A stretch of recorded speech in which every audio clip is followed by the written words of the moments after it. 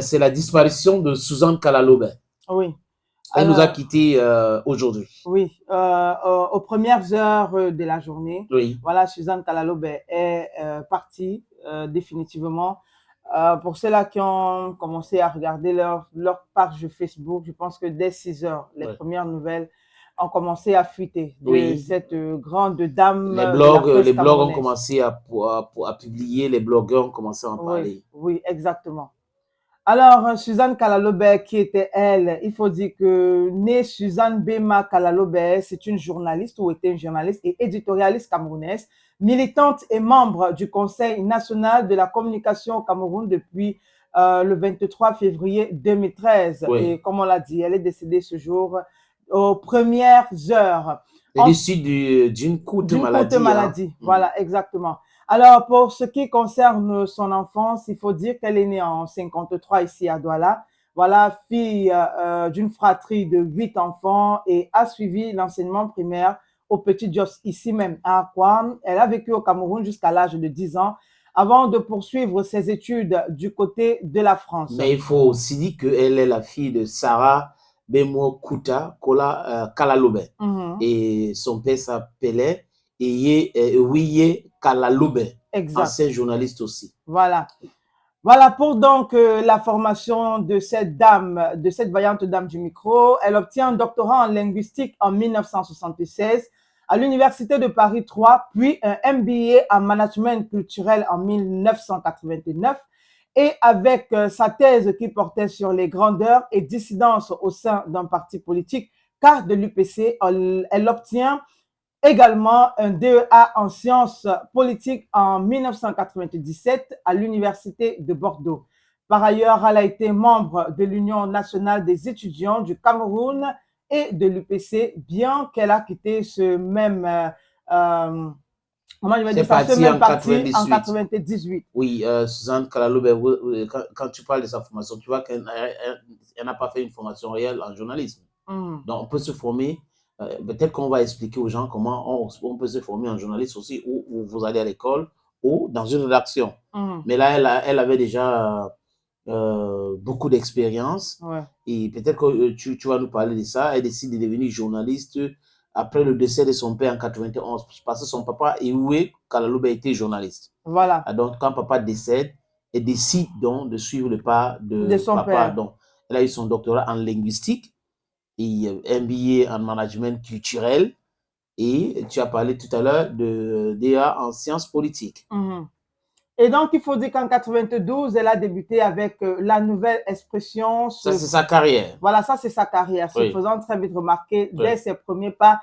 Grâce à sa chronique « Ma candidate serait une femme » parue en pleine élection présidentielle camerounaise. En 2003, elle anime alors plusieurs tranches d'antenne sur la radio Equinox, telles que les émissions Polémos et Livre Noir et Musique d'Afrique. Polémos, avant de continuer, Gaëlle, parce que j'ai travaillé avec elle à Equinox, cette époque, juste après la création de cette radio, nous étions les pionniers. Et cette émission Polémos, c'était une émission phare de la chaîne ou de la radio, si vous voulez bien. Elle avait reçu le professeur Lep, personnel.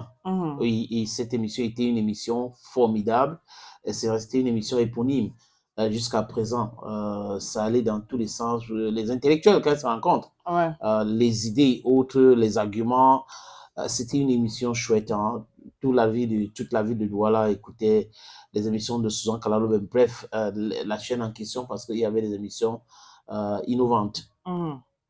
Voilà, et pour continuer, il faut dire que plus tard, soit en 2013, elle animera encore une autre émission vendredi soir, une émission toujours sur la chaîne mais cette fois-ci de la télévision. De la télévision, voilà, Equinox Télévision.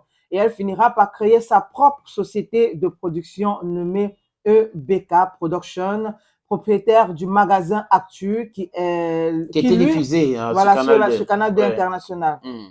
Voilà, autre chose, il faut dire qu'elle est nommée l'une des 9 membres du Conseil national de la communication. C'était le 23 février 2013 par le président Paul Biya. Et bien sûr, elle a prêté serment le 6 mars qui suivait.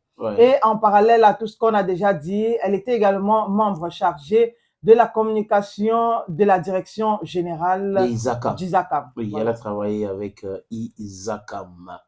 Comme on parle de sa carrière, on se rappelle de Awa, première édition d'Awa. Oui.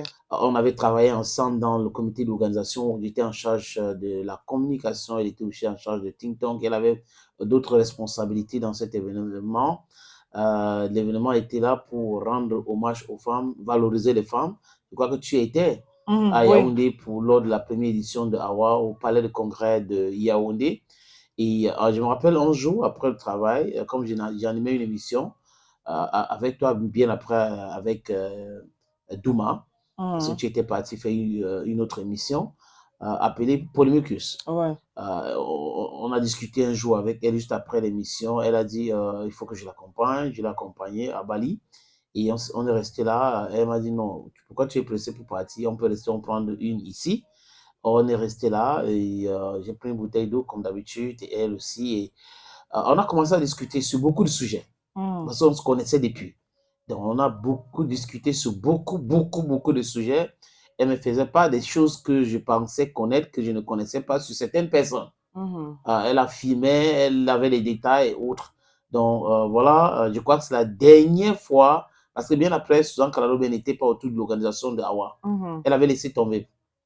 Compte tenu de certaines réalités, elle trouvait que la présence d'organisation n'était pas vivable. Voilà, ce sont des mots de Suzanne Kalalobe. Bon, elle a décidé de partir, mais il y a eu cet événement. Je crois que cette année encore, il y a eu la deuxième édition d'Awa.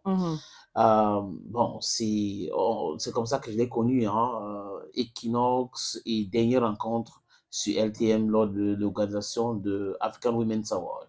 Voilà. Alors, il faut dire que Suzanne Kalalobe part, comme on le dit depuis quelques minutes déjà, aux premières heures de ce matin, mais elle laisse derrière quelques œuvres. Il faut dire que... On va parler de cette polémique d'abord. Une polémique qui parut dans la Nouvelle Expression du 20 juillet 2009, où elle s'adressait à la diaspora camerounaise et ça avait fait polémique. Ouais. Voilà, et comme je disais, concernant ses œuvres, donc, elle a publié en octobre 2010 les chroniques Sous le manguier, édité par Jacques-Marie Lafont, et co-écrit Supermarket en 2012, publié aux éditions Le Bec en l'air. Elle a été, oui, la chanteuse principale du groupe Djala Lilon et a participé à Ni Africa Ni Yosso, l'album écrit en hommage à Ruben Oumniobe par Béa Man Wayak, son concubin. Oui, elle avait décidé de ne pas se marier. Et concernant sa vie privée, Suzanne Kalalobe vivait à l'union libre avec Biak Mak Wayak et n'ont pas d'enfants.